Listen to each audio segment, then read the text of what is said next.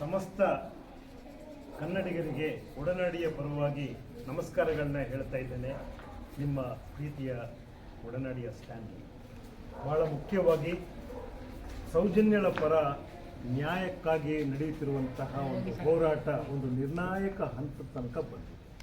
ಬಹಳಷ್ಟು ಸಾಕ್ಷಿಗಳು ಕೂಡ ನಮ್ಮಲ್ಲಿ ಬಂದು ನಮಗೊಂದು ಮುಕ್ತಿಯನ್ನು ಕೊಡಿ, ನಮ್ಮನ್ನು ನ್ಯಾಯಾಲಯದ ಮುಂದೆ ನಿಲ್ಲಿಸಿ, ನಮ್ಮನ್ನು ಮುಖ್ಯಮಂತ್ರಿಗಳ ಮುಂದೆ ನಿಲ್ಲಿಸಿ, ನಮಗೆ ಗೊತ್ತಿರುವ ಸತ್ಯಗಳನ್ನು ಮೊದಲು ನ್ಯಾಯಕ್ಕೋಸ್ಕರ ನಾವು ಕಟಕಟೆಯಲ್ಲಿ ಹೇಳಬೇಕಾಗಿದೆ, ಅದರ ಮೂಲಕ ನಮ್ಮ ಎದೆಯನ್ನು ಹಗುರ ಮಾಡಿಕೊಳ್ಬೇಕಾಗಿದೆ ಅಂತ ಹೇಳಿದ್ದಾಯಿತು. ಇದರ ಜೊತೆಯಲ್ಲಿ ಹೋರಾಟ ಒಂದು ಸಮರೋಪಾದಿಯಲ್ಲಿ ನಡೀತಾನೆ. ಅದರಲ್ಲೂ ಕೂಡ ನಮ್ಮ ದಕ್ಷಿಣ ಕನ್ನಡದ ಪ್ರತಿ ಹಳ್ಳಿಗಳಲ್ಲಿ, ಪ್ರತಿ ಪಟ್ಟಣಗಳಲ್ಲಿ ಸೌಜನ್ಯಳ ನ್ಯಾಯಪರವಾದಂಥ ಒಂದು ಹೋರಾಟ ದಿನೇ ದಿನೇ ಒಂದು ಕಾವನ್ನು ಪಡ್ಕೊಳ್ತಾನೆ. ಇಂಥ ಸಂದರ್ಭದಲ್ಲಿ ಒಂದಿಷ್ಟು ಸಾತ್ವಿಕವಾಗಿ ಯೋಚನೆ ಮಾಡುವಂತಹ, ಧರ್ಮದ ಮಾರ್ಗದಲ್ಲಿರುವಂತಹ ಪ್ರತಿಯೊಬ್ಬರೂ ಕೂಡ ತಮ್ಮ ಅಳಿಲು ಸೇವೆಯನ್ನು ಸೌಜನ್ಯಳ ನ್ಯಾಯಕ್ಕೋಸ್ಕರ ಮಾಡಬೇಕಾದಂಥದ್ದು ನಮ್ಮೆಲ್ಲರ ಆದ್ಯ ಕರ್ತವ್ಯ ಅಂತ ನಾನು ಭಾವಿಸಿದ್ದೇನೆ.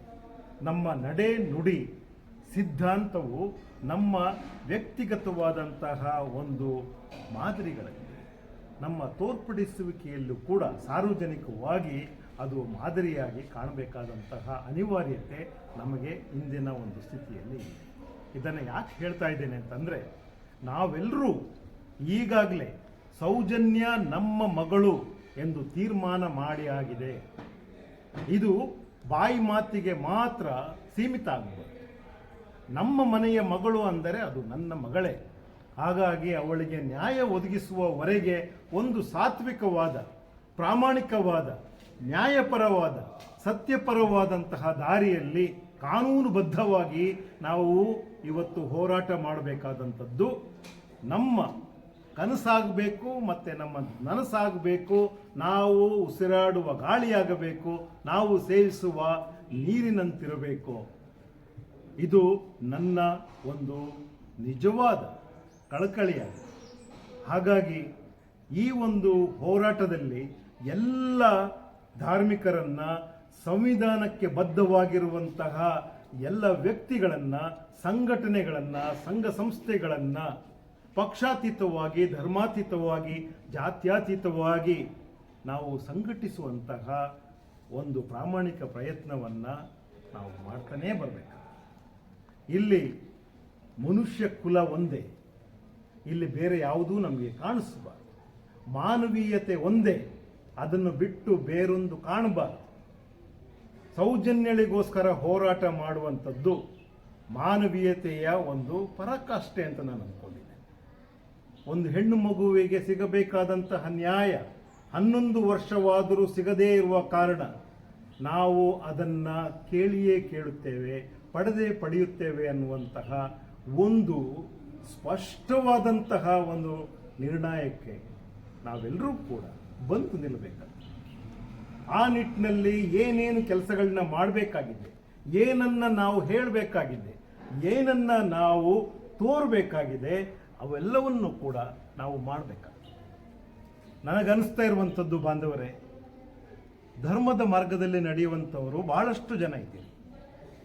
ಹಿಂದೂಗಳಾಗ್ಬೋದು, ಮುಸಲ್ಮಾನರಾಗ್ಬೋದು, ಕ್ರೈಸ್ತರಾಗ್ಬೋದು, ಜೈನರಾಗ್ಬೋದು, ಅವರೆಲ್ಲರೂ ಕೂಡ ನೀವು ಪ್ರತಿನಿತ್ಯ ದೇವರ ಜೊತೆಯಲ್ಲಿ ಮಾತುಕತೆಯಲ್ಲಿದ್ದೀರಿ.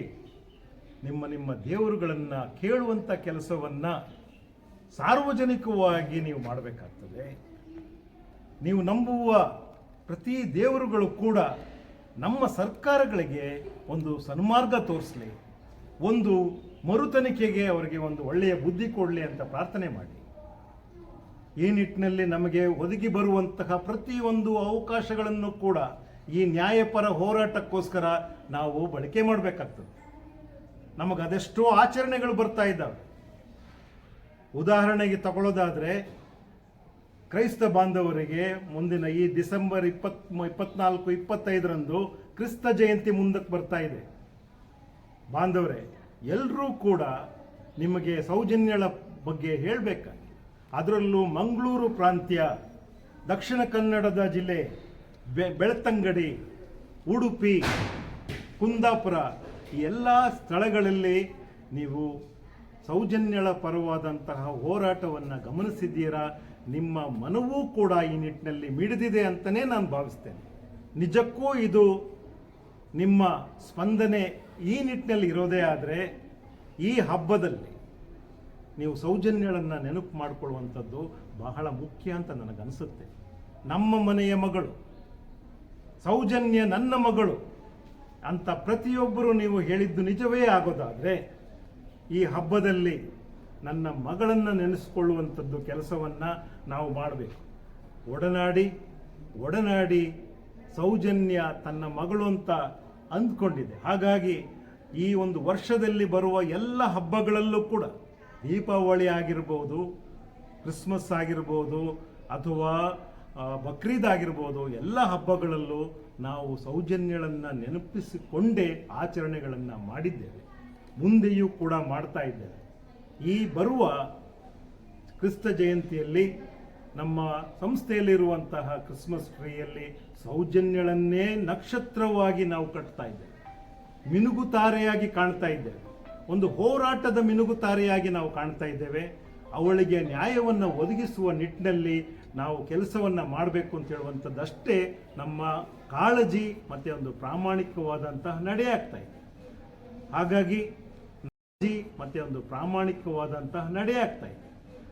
ಹಾಗಾಗಿ ನಾನು ಕೇಳ್ಕೊಳ್ತಾ ಇರುವಂಥದ್ದು, ಕೈ ಮುಗಿದು ಎಲ್ಲ ಧರ್ಮಿಷ್ಠರನ್ನು ಕೇಳ್ಕೊಳ್ತಾ ಇರುವಂಥದ್ದು, ನಿಮ್ಮ ಹಬ್ಬಗಳಲ್ಲಿ ಈ ಸೌಜನ್ಯಗಳನ್ನು ನೆನಪಿಸಿಕೊಳ್ಳುವಂಥದ್ದು, ನಿಮ್ಮ ಹರಕೆಗಳಲ್ಲಿ ಸೌಜನ್ಯಗಳನ್ನು ನೆನಪಿಸಿಕೊಳ್ಳುವಂಥದ್ದು, ನಿಮ್ಮ ಹೋಮ ಹವನಗಳಲ್ಲಿ ಸೌಜನ್ಯಳಿಗೋಸ್ಕರ ನ್ಯಾಯವನ್ನು ಕೇಳುವಂಥದ್ದು ಮಾಡಿದ್ದೇ ಆದಲ್ಲಿ, ಅದನ್ನು ಸಾರ್ವಜನಿಕಗೊಳಿಸುತ್ತಾ ಹೋದಲ್ಲಿ, ನಿಮ್ಮ ಅನಿಸಿಕೆಗಳನ್ನು, ನಿಮ್ಮ ನಡವಳಿಕೆಗಳನ್ನು ಸಾಮಾಜಿಕ ಜಾಲತಾಣಗಳ ಮೂಲಕ, ಮಾಧ್ಯಮಗಳ ಮೂಲಕ, ನಮ್ಮ ಆಚರಣೆಗಳ ಮೂಲಕ ಕೈಯಿಂದ ಕೈಗೆ ನಾವು ನೀಡ್ತಾ ಹೋದಲ್ಲಿ, ಜ್ಯೋತಿಯ ರೀತಿಯಲ್ಲಿ ಅದು ಹೋರಾಟಕ್ಕೆ ಬೆಳಕಾಗುತ್ತೆ ಅಂತ ಹೇಳುವಂತಹ ಒಂದು ನಂಬಿಕೆಯಲ್ಲಿ ನಾನಿದ್ದೇನೆ. ಒಂದು ಸಣ್ಣ ಉದಾಹರಣೆಯನ್ನು ಕೊಡೋದಾದರೆ, ಕ್ರಿಸ್ತ ಜಯಂತಿಯಲ್ಲಿ ನಾನು ಎಲ್ಲ ಕ್ರೈಸ್ತ ಬಾಂಧವರಲ್ಲಿ ಕೇಳ್ಕೊಳ್ತಾ ಇರುವಂಥದ್ದು, ನಿಮ್ಮ ಮನೆಯ ನಕ್ಷತ್ರಗಳಲ್ಲಿ ಸೌಜನ್ಯಗಳನ್ನು ಮಿನುಗಿಸಿ, ಸೌಜನ್ಯಗಳನ್ನು ಆ ದಿವಸ ನೆನಪು ಮಾಡಿಕೊಳ್ಳಿ. ಸೌಜನ್ಯಗಳ ಭಾವಚಿತ್ರ ಇರುವ ನಿಮ್ಮ ಕೇಕ್ಗಳನ್ನು ಬಾಂಧವರಿಗೆ, ಸ್ನೇಹಿತರಿಗೆ ಹಂಚಿ, ಜಯವಾಗಲಿ ಈ ಹೋರಾಟಕ್ಕೆ ಎಂದು ಹರಿಸಿ. ಚರ್ಚ್ಗಳಲ್ಲಿ ಹೋದಾಗ ಅಲ್ಲಿ ಸೌಜನ್ಯಗಳನ್ನು ನೆನಪಿಸಿಕೊಳ್ಳಿ.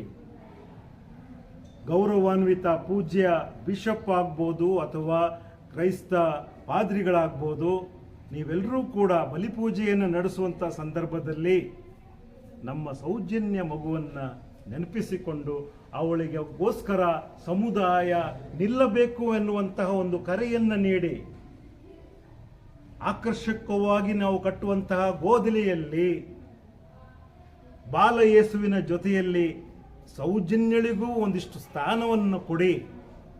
ಆ ಮೂಲಕ ಇಡೀ ಸಮುದಾಯ ಸೌಜನ್ಯಳ ಕಡೆಗೆ ನಿಲ್ಲುವ ಹಾಗೆ ಮಾಡಿ. ಇದು ಒಂದು ಹೋರಾಟ, ಸತ್ಯದ ಪರವಾಗಿ, ಸನ್ಮಾರ್ಗದ ಹೋರಾಟ, ಯಾರ ವಿರುದ್ಧವೂ ಅಲ್ಲ, ಮಾನವೀಯತೆಯ ಪರವಾಗಿ. ಇದನ್ನು ಯಾಕೆ ನಿಮ್ಮಲ್ಲಿ ನಿವೇದನೆ ಮಾಡ್ತಾ ಇದ್ದೇನೆ ಅಂತಂದರೆ, ಡಿಸೆಂಬರ್ 24ರ ರಾತ್ರಿ ಮನುಷ್ಯನ ಸಮಸ್ಯೆಗಳಿಗೆ ಪರಿಹಾರ ಕಾಣಲಿಕ್ಕೋಸ್ಕರ, ಉಪಶಮನವನ್ನು ನೀಡಲಿಕ್ಕೋಸ್ಕರ, ತುಳಿತಕ್ಕೊಳಪಟ್ಟಂತಹ ಜನರ ಒಂದು ನೆರವಿಗೆ ಧಾವಿಸಲಿಕ್ಕೋಸ್ಕರ ಬದುಕಿ ಹೋದಂತಹ ಯೇಸು ಕ್ರಿಸ್ತ ಜನರ ನಡುವೆಯೇ ನಡೆಯುತ್ತಾ ಅವರ ಸಮಸ್ಯೆಗಳಿಗೆ ಉತ್ತರವನ್ನು ಹುಡುಕುತ್ತಾ ಅವರಿಗೋಸ್ಕರ ಶಿಲುಬೆಯನ್ನು ಏರಿದ ಯೇಸು ಕ್ರಿಸ್ತನ ಜನ್ಮದಿನ 24ರ ನಡುರಾತ್ರಿ. ಇಂತಹ ಮಹಾಪುರುಷ ಸಹಸ್ರಮಾನಕ್ಕೆ ಒಬ್ಬ ಬರುವ ಯೇಸು ಕ್ರಿಸ್ತನ ಹುಟ್ಟುಹಬ್ಬವನ್ನು ನಾವು ಸಂಭ್ರಮದಲ್ಲಿ ಆಚರಿಸಬೇಕು, ಮತ್ತು ಅದಕ್ಕೊಂದು ಘನತೆ ಬರಬೇಕು ಅಂತಂದರೆ ಯಾರಿಗೆ ಏನಿಲ್ಲವೋ ಅವರಿಗೆ ಅದನ್ನು ನೀಡುವಂಥ ಕೆಲಸವನ್ನು ನಾವು ಮಾಡಬೇಕು. ಅದನ್ನೇ ಯೇಸು ಕ್ರಿಸ್ತನು ಕೂಡ ಹೇಳಿದ್ದು. ಹಸಿದು ಬಂದವರಿಗೆ ಅನ್ನವನ್ನು ನೀಡುವಂಥದ್ದು, ದಾಹ ಅಂದ್ಕೊಂಡು ಬಂದಂಥವರಿಗೆ ನೀರನ್ನು ಕೊಡುವಂಥದ್ದು, ಸಾಧ್ಯವಾದರೆ ಹಾಲನ್ನು ಕೊಡಿ, ವಸತಿಯನ್ನು ಕೊಡಿ, ವಸ್ತ್ರವನ್ನು ಕೊಡಿ. ಅದನ್ನು ಬಿಟ್ಟು ನಮ್ಮಲ್ಲಿ ಹಣ ಇದೆ, ಅಂತಸ್ತಿದೆ, ಸ್ಥಾನಮಾನವಿದೆ, ಐಶ್ವರ್ಯವಿದೆ, ಇದನ್ನು ನಾವು ಪ್ರದರ್ಶನ ಮಾಡಲಿಕ್ಕೋಸ್ಕರ ಕ್ರಿಸ್ತ ಜಯಂತಿಯನ್ನು ಮಾಡುವಂಥದ್ದಲ್ಲ. ನಿಜವಾದ ಅರ್ಥದಲ್ಲಿ ಯೇಸು ಕ್ರಿಸ್ತರಿಗೆ ನಾವು ಗೌರವವನ್ನು ಸಲ್ಲಿಸಬೇಕು. ನಿಜವಾದ ಅರ್ಥದಲ್ಲಿ ಕ್ರಿಸ್ತ ಜಯಂತಿಯನ್ನು ಆಚರಿಸಬೇಕು ಅಂತಂದರೆ ನಿಮ್ಮ ಪ್ರಾಂತ್ಯದಲ್ಲಿ, ನಮ್ಮ ಸುತ್ತಮುತ್ತಲಲ್ಲಿ ಯಾರು ಅನ್ಯಾಯಕ್ಕೊಳಪಟ್ಟಿದ್ದಾರೆ ಅವರಿಗೋಸ್ಕರ ಮಿಡಿಯುವಂಥ ಕೆಲಸವನ್ನು ನಾವು ಈ ಹಬ್ಬದಲ್ಲಿ ಮಾಡಲೇಬೇಕು. ಇದು ನಮ್ಮ ಧರ್ಮಕ್ಕೆ ನಾವು ನೀಡುವಂತಹ ಘನತೆಯಾಗುತ್ತೆ. ಅದೇ ರೀತಿಯಾಗಿ ಮುಂದೆ ನಾವು ಹೊಸ ವರ್ಷವನ್ನು ಸ್ವಾಗತಿಸ್ಕೊಳ್ತಾ ಇದ್ದೇವೆ. ಹೊಸ ವರ್ಷದ ಅಮಲಿನಲ್ಲಿ ನಾವು ಕಳೆದು ಹೋಗಬಾರ್ದು. ಎಲ್ಲರಿಗೂ ಕೈ ಮುಗಿದು ಕೇಳ್ಕೊಳ್ತಾ ಇದ್ದೇನೆ, ಹೊಸ ವರ್ಷವೂ ಕೂಡ ಸೌಜನ್ಯಳ ನ್ಯಾಯಕ್ಕೋಸ್ಕರ ನಾವು ಕಳೆಯುವಂಥದ್ದಾಗಲಿ, ಒಂದು ಒಳ್ಳೆಯ ರೀತಿಯಲ್ಲಿ ಹೊಸ ವರ್ಷ ಆಚರಣೆಗೆ ಒಳಪಡಲಿ ಅನ್ನುವಂಥದ್ದು. ಯುಗಾದಿ ಆಗ್ಬೋದು, ಸಂಕ್ರಾಂತಿ ಆಗ್ಬೋದು, ಸೌಜನ್ಯ ಸಂಕ್ರಾಂತಿ, ಸೌಜನ್ಯ ಯುಗಾದಿ, ಈ ರೀತಿಯಾಗಿ ನಮಗೆ ಆಚರಿಸಲಿಕ್ಕೆ ಬೇಕಾದಷ್ಟು ಅವಕಾಶಗಳು ಬರ್ತಾ ಇದ್ದಾವೆ. ನನ್ನ ನಡೆ, ನುಡಿ, ಸಿದ್ಧಾಂತ ಈ ಮೂರೂ ಕೂಡ ಸೌಜನ್ಯಳ ನ್ಯಾಯಕ್ಕೋಸ್ಕರ ನಿಲ್ಲುವಂಥದ್ದಾಗಲಿ ಅನ್ನುವಂತಹ ಪ್ರಾರ್ಥನೆಯನ್ನು ನಾನು ನಿಮ್ಮ ಮುಂದೆ ಇಡ್ತಾ ಇದ್ದೇನೆ. ಖಂಡಿತವಾಗಲೂ ಸೌಜನ್ಯಳಿಗೆ ನ್ಯಾಯ ಸಿಗಲೇಬೇಕು. ಇದು ನಮ್ಮೆಲ್ಲರ ಒಕ್ಕೊರಲಿನ ಹಕ್ಕೊತ್ತಾಯ ಅಂತ ಹೇಳ್ತಾ ಕ್ರಿಸ್ಮಸ್ ಹಬ್ಬದ ಶುಭಾಶಯಗಳು ಸಮಸ್ತ ಕನ್ನಡಿಗರಿಗಿರಲಿ. ಎಲ್ಲರಿಗೂ ಒಳ್ಳೆಯದಾಗಲಿ. ಆದಷ್ಟು ಬೇಗ ನಮ್ಮ ಮಗಳು ಸೌಜನ್ಯಳಿಗೆ ನ್ಯಾಯ ಸಿಗಲಿ ಅಂತ ಹರಕೆ ನಿಮ್ಮ ಮುಂದೆ ಇಡ್ತಾ ಇದ್ದೇನೆ. ನಮಸ್ಕಾರ.